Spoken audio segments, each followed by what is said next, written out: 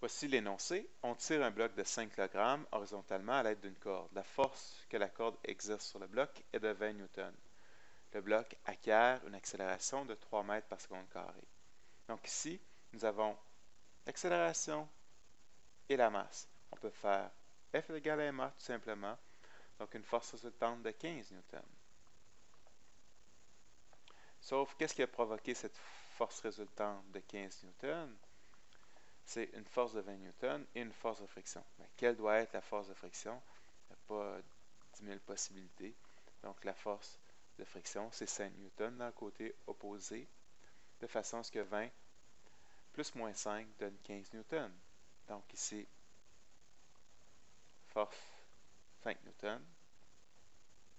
Bonne réponse. Donc, problème suivant.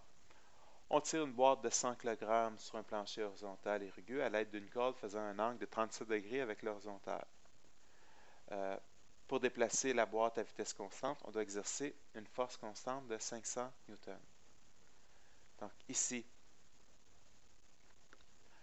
faudrait vérifier premièrement si le bloc se déplace vraiment horizontalement.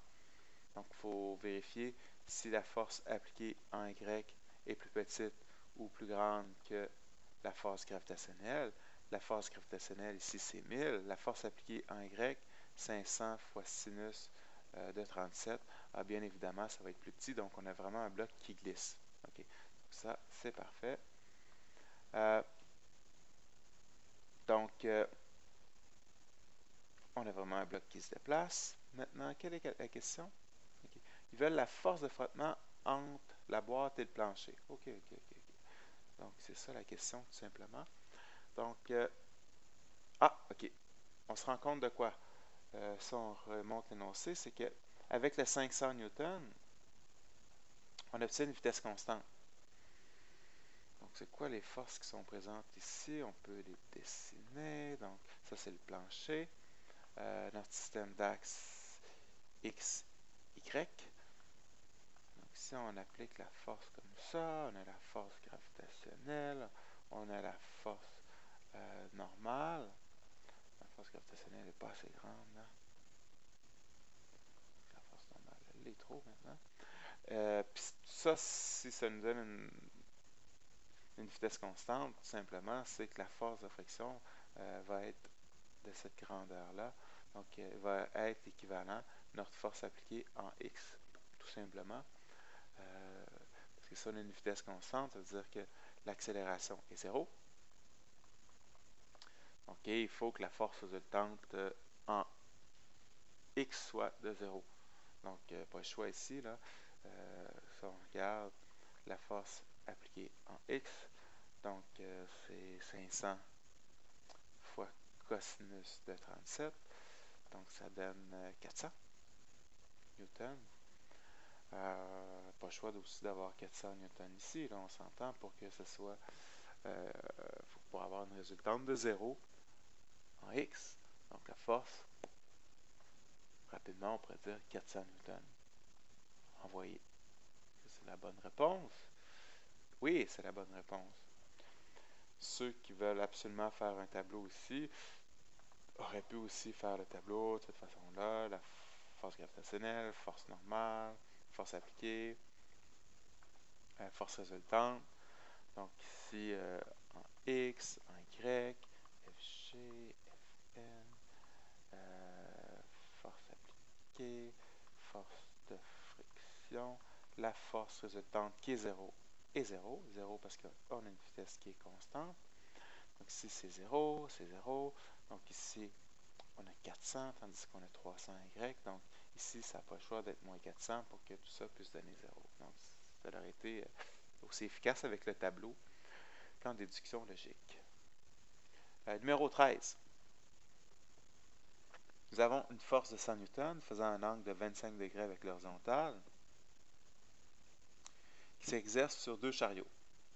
Donc 1 et 2 qui sont exercés l'un à l'autre.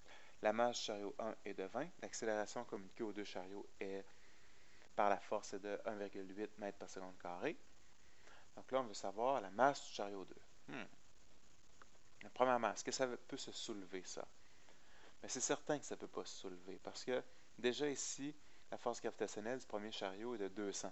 Donc, c'est sûr que la composante en grec de cette force-là est plus petite que 100, donc c'est sûr qu'elle ne pourra pas se soulever et ça va se déplacer uniquement à l'horizontale. Donc maintenant, si on veut résoudre, donc on peut utiliser le tableau qui était juste un peu plus haut. Donc, on va utiliser ce tableau-là tout simplement.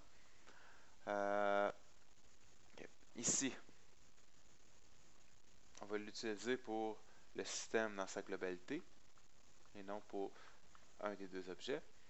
Donc, force gravitationnelle en x, 0. Force normale en x, 0. Force appliquée, 100 fois cosinus de 25. Qu'est-ce que ça nous donne, ça? 100 fois cosinus de 25. Excusez-moi, je vais le calculer.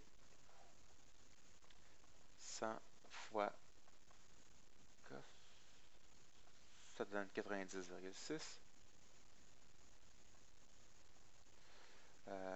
Les frottements, force de friction, c'est 0. Et l'accélération, qui est uniquement en x, est de 1,8, je ne me trompe pas, mètres par seconde carré. Donc finalement, 96,6, c'est pas sûr, j'ai bien calculé. Je vais vérifier. Excusez, 100 fois 25 cos par 90,6, il me semblait que ça ne fonctionnait pas. Donc 90,6 masse système fois 1,8.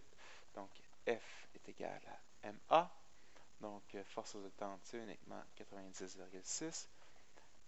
Quelle est la masse du système pour avoir une accélération de 1,8? 90,6 divisé par 100. Donc divisé par 1,8. Donc 50,3 pour être 4 kg.